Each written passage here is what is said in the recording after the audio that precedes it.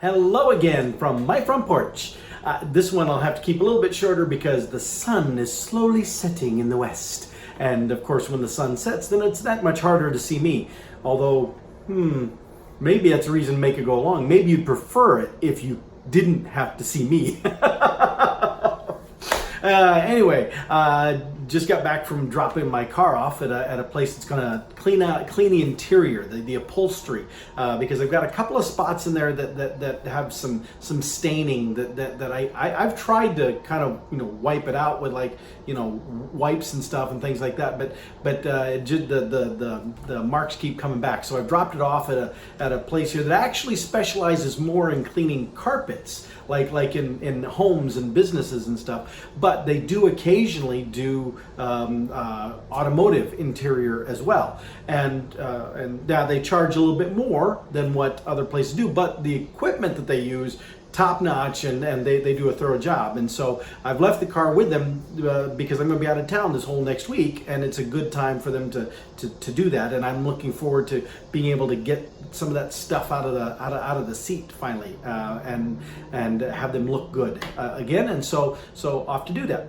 And then now this week coming up, I'll be back in Fort Lauderdale, down there where my office is, for my work. And I'm wearing this shirt right now today. See the salmon with the flamingos, because my boss was giving me grief about this shirt when we did a video conference call thing, him and I. We do one every Friday, and I was wearing this one of those days, and he was like, we got all through our meeting, and he said, "Now, we do need to have a discussion about that shirt, though."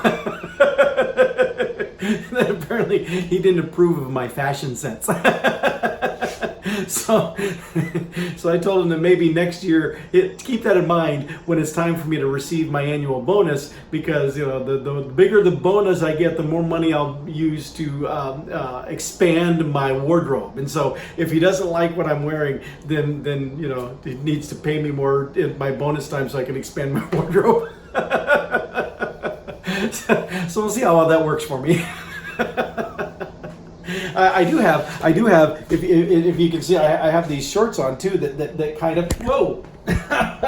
my camera that apparently doesn't want to tip quite that far. But you see these shorts here that they've got the. I don't know if you can see, but they've got the white flamingos on them too. But they're these teal shorts that have the white flamingos, and then.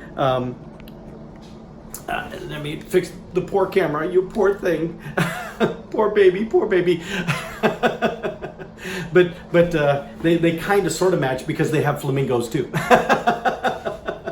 But anyway, so been wearing this day so that I could do all my other laundry and the stuff that I'll be actually able to wear down there without getting grief from my boss, because I wear something that he apparently didn't. Anyway, you get the idea.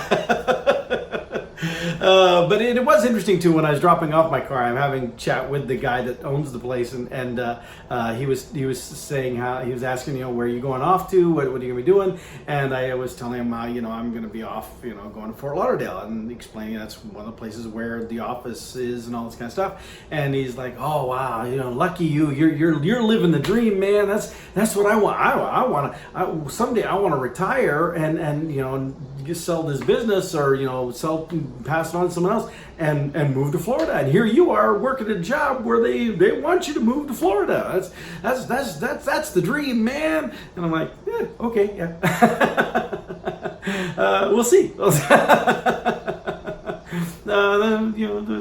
Like you and I have discussed before, there's good and there's bad about it.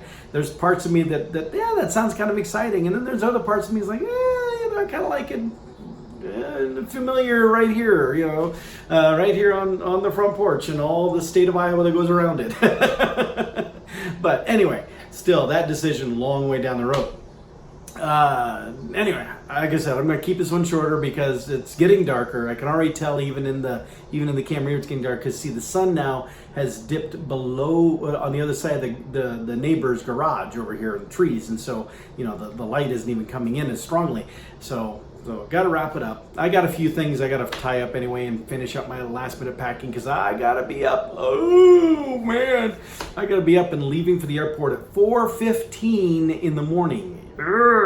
Now I hope I'm way early, because I'm hoping that tomorrow everything goes smoothly. I'm already checked in. I've already paid for my bag. I do have to drop off the bag, and that's where I'm worried there might still be a delay, because depending on how many other people are trying to do the red-eye flight stuff in the morning, there could be a whole lot of people lined up to drop off bags. And unfortunately, most of the airlines, at least here in Des Moines, don't have separate lines for, here, just go here, you've already paid for your bag, drop off your bag, you have other stuff you need to do, go to this line over here. It's all just kind of one line. And so that's the wild card as to you know what the line is going to be like for checking my bag. But once I get it checked, now that I actually have my real ID, I'll be able to finally make use of that TSA pre-approved status. So here's hoping I'll just breeze right through that tomorrow too. I'll be sure to give you all I'll check in with you all tomorrow and give you a report on that too.